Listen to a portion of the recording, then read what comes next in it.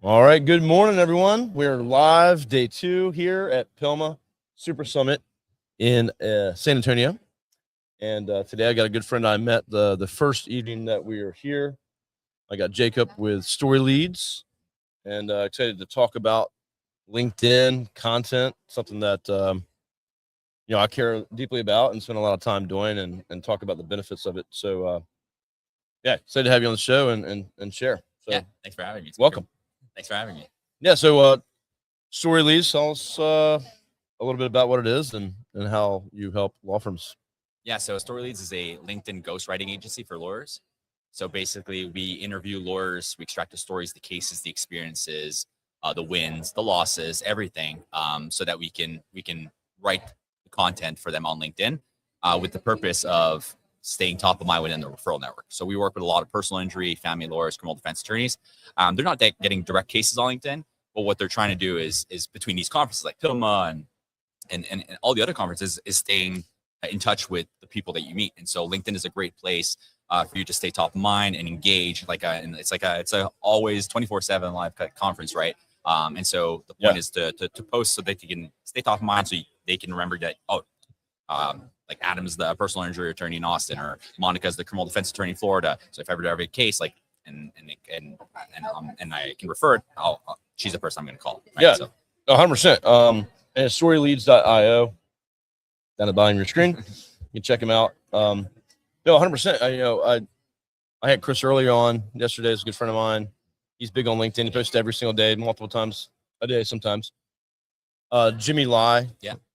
He was our 6th client, actually. Oh, really? Yeah. Okay, cool. I didn't know that. Yeah. Totally making this up. But no, he's super cool. I've been talking to him lately, and the other benefits of it is recruiting and hiring and looking for talent. Some firms are like, I can't find an attorney, an associate. I can't find this. Jimmy's like, we've had tons of success finding talent because he has such a presence. Yeah. He's known. He's got a waiting list of folks that want to work for his firm. There's all these other side benefits to it versus, can I get cases directly off of LinkedIn? That's not really the goal. No. People that I have on this podcast usually is because they have a presence, they have an audience, they're known, and that's because they put effort into it and they put content out. And so it's if you're looking for direct, again, leads from a injury case off of LinkedIn, it's just not. You got the wrong idea about it, I think. Yeah. It's really all about referrals. Like we've like, there's a personal injury attorney in San Diego. He launched his firm April of last year, Daniel Schneiderman, and 2 months in, he gets a message from an IP lawyer, a lawyer in Arizona. Yeah. Hey, I think I might have a case for you. My client just got in an ATV accident in the Palm Springs Desert. Take a look. So you take, sure, why not? Like, takes a look at the case. Well, it's going to be an 8-figure case. It's going to sell for multi-7 figures. Offer referral from just somebody that he's known in the past, but just from posting on LinkedIn, just like, I forgot Daniel's does PI in San Diego, like in California. So you should reach out. So. And it's like, you don't know when the referrals are going to come, but that's why you need to be able to stay top of mind long enough so that people you just position yourself strongly in their brain that, like, that's what I'm going to call. Also, you're talking about like AI search and coming up in even still Google search, whatever. LinkedIn is indexable. Yeah. The post, the articles, almost instantaneously. Like, I can post an article on LinkedIn and then Google that keyword or keyword phrase, and it's on the front page of Google in the same hour sometimes. So it's very quick, indexable. So AI is latching on to mentions, posts, content. So you're not just, you're kind of getting outside the LinkedIn area with it, but these AI platforms are looking to these types of platforms to bring relevance to like who you are and what you do. So yeah, SEM Rush just released a report that after Reddit, the second most indexed platform is LinkedIn for large language models. So so if you have a company page, we typically don't post on company pages, but because they don't get that much distribution as much as like personal accounts, but like might as well leverage the blog content and adapt it for LinkedIn and then just post on a company page because they will get picked up.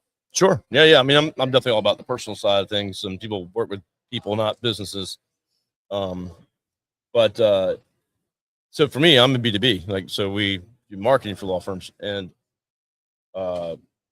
LinkedIn's been amazing because referrals, like all the vendors here, they all could go, hey, Kevin, actually, we have a client that could use your service. This happened 3 or 4 times already at this show.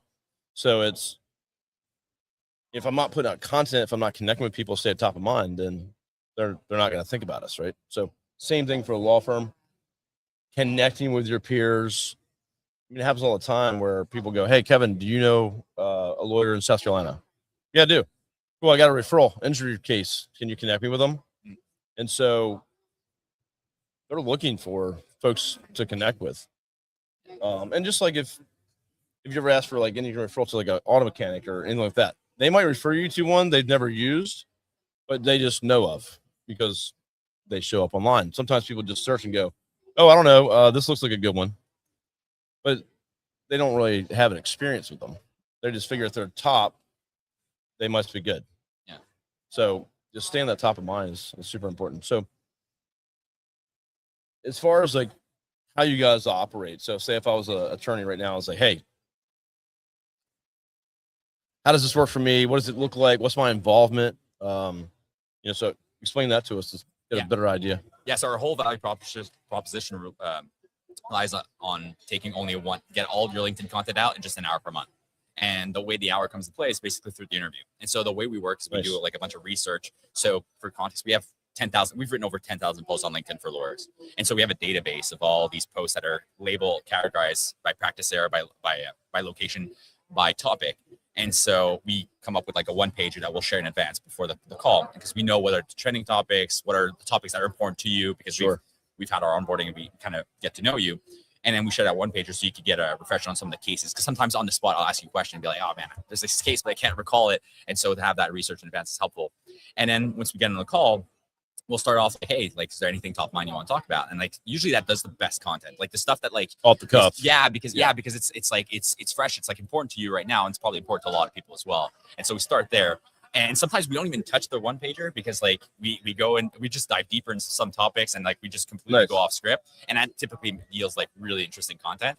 And then from that point on, we capture your voice, from the interview, we can draft. So we have like 6 or 7 content strategists that basically write, and then we review, and then you review, and then once you give us the thumbs up, like you like them, we've scheduled it. And so really it's that 1 hour and then a couple touches on reviews here and there, and then we schedule that on your behalf on LinkedIn. We also send the connection requests on your behalf. So let's say you're a personal injury attorney in San Antonio. Okay, so you probably want to be connected with all the family lawyers, all the criminal defense attorneys, all the immigration lawyers. Everyone that doesn't do PI. Yeah, exactly. Everybody doesn't do PI. And then you probably find all the PI attorneys that are outside of Texas that can refer cases that don't practice in Texas that may end up having a case in San Antonio. Sure. And so we take care of like sending those connection requests, because what we're trying to do is basically make sure that the people that can see your content are people that can potentially refer your case. So we're trying to like increase the chances of that happening. And so by doing that, we do that. And to engage with potential people that you could comment with in future posts and stay top of mind. So that's totally a strategy I did years ago and still do, but is that for years people were like, well, you only connect on LinkedIn with people you know or work with. No way. Like I've connected to 23,000 lawyers because I want my audience to be lawyers. And so that's a great strategy, I think, to build the audience you want to see your content. And I mean, even if you connect with personal injury attorneys, sometimes they don't take certain cases. They don't have that experience. So even having your competitors that you think are in your backyard, it's not a bad move either, too, I think. So no, we've seen like personal injury lawyers to connect with other personal injurers and they referred each other cases just because their case wasn't the right fit, or they're at capacity right now. So it's like, well, it's like there's niche like nursing home abuse cases. Like that's a pretty specialty thing that most PI firms don't do. Or they're not great at, so they'd probably be better to bring in someone else. So I think there's all kinds of angles you can work there. What are you seeing for post times scheduling? When do they hit best? What days? What times? I had a really strong opinion about that. I was like, it's got to be in the morning. And then I'll tell you, sorry, like we had a plaintiff employment lawyer and wrote the post, and she delayed it for some reason. I didn't have access to her account at the time, so she said, I'll post it myself. And she posted at 7 p.m. PST. And I was like, oh my God, we just wrote a banger post, and you're gonna post at 7 p.m. And like I woke up the next morning at 500,000 views. Wow. That post is 6.2 million views on, and she got, and so, okay, so caveat 7 p.m. Pacific. That's good.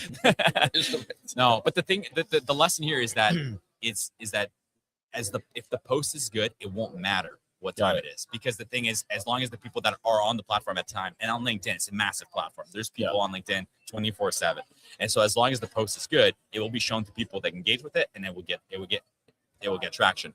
Yeah. And that post is, I mean, it's one of the craziest posts. We've done bigger posts than that, but that one did generate like 90 cases. Okay, so that's the caveat I want to say is we work with a lot of personal injury lawyers and family lawyers, and but we work with a lot of employment lawyers too. And employment lawyers are really interesting because the employees are on LinkedIn. Yeah, I was gonna say They get direct cases on LinkedIn.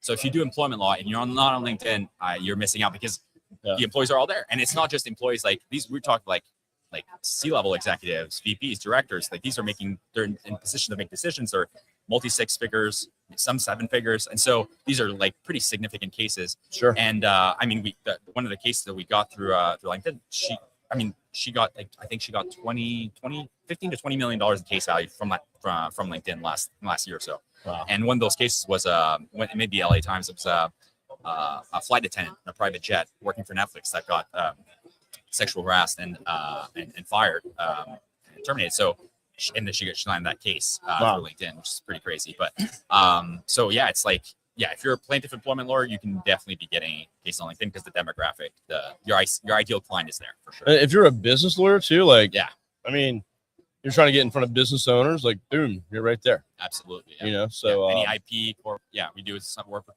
a lot of them too. Same thing. Yep. So there's definitely a lot of application for it to get cases.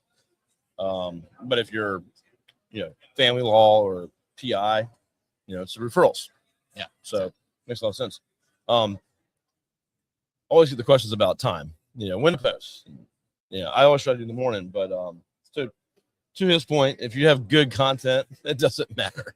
Yeah. So, but it's also like I tell people, like, what, especially if you're doing it on your own, like what's convenient for you, like just try to remove the friction in you getting to post on LinkedIn is the best thing in my opinion. Yeah. It's not about like optimizing for the platform. It's like optimizing for your time. So like if you're a morning person, like I think Chris does like every morning. Every morning. It's like it's 6 a.m., 7 a.m. Just like pulls his phone up and writes posts like that. That works for him. Like do that. Like that's like don't worry about like the platform. Like just do what works for you. Because if you get to post more and you're more and more consistent with it, that's more important than trying to time anything with the platform. Yeah, get the content out there.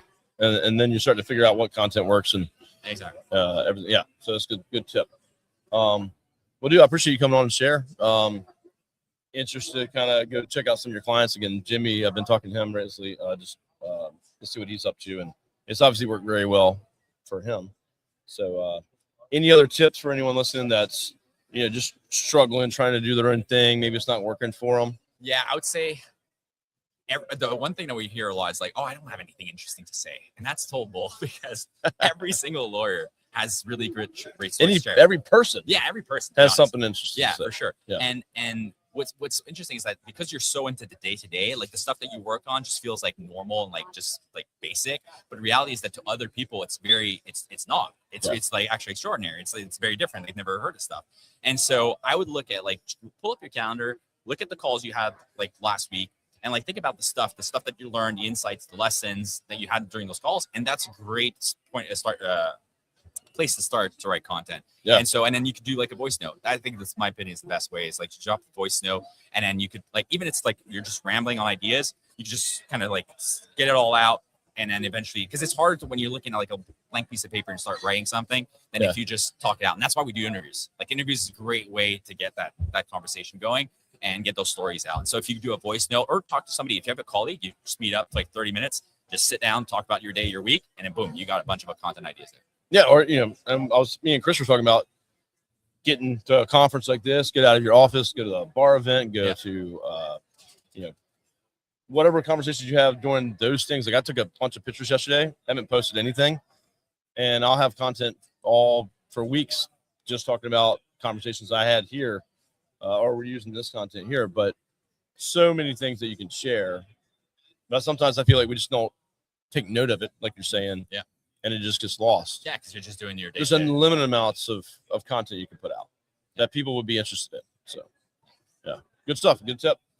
Well, appreciate you coming on the show and sharing. We got storyleads.io. Go check him out. Jacob, I appreciate you sharing, and hopefully y'all got some great tips from him. But check him out if you can't or don't want to do it. They'll do it for you. So we'll see you around the show, and come check out the booth. I'll see you soon. Thanks for having me. Yes, sir.